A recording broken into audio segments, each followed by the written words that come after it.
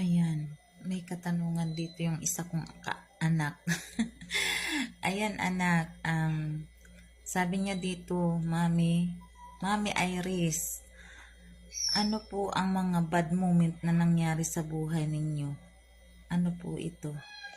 Ayan, ang ganda naman ng katanungan ng aking anak. Ayan anak, sa totoo lang talaga, nung una kong pasok as caregiver, ang hindi ko po makalimutan ay yung nagpapalit po ako ng diaper, tapos yung aking alaga ay nag-hysterical. Hindi na rin po siya nakakakita at hindi na rin po siya nakakarinig. Ayan.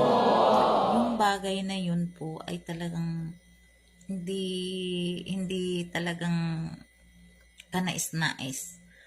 Napaka ano talaga.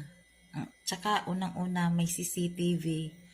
Kung wala po talaga kayong pasensya or malawak yung pangunawa ninyo, sabi ko nga sa mga kasamahan ko, mag-alaga na lang tayo ng bata, wag lang matanda. Bakit?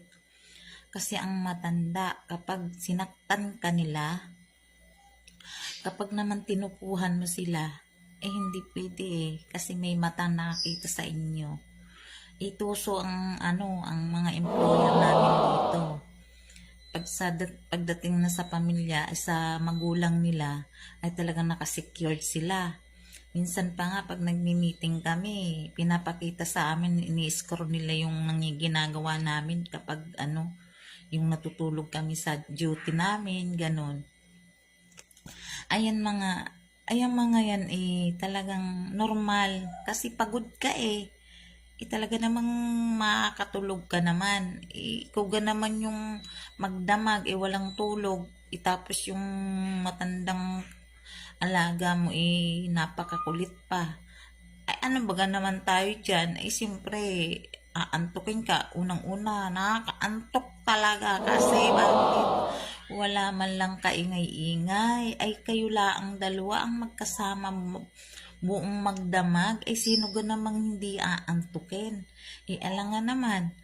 Kahit ano na nga, ako kasi, ang style ko kapag ka ganun, ako'y naglilinis talaga ng buong kwarto ng alaga ko noon, dati.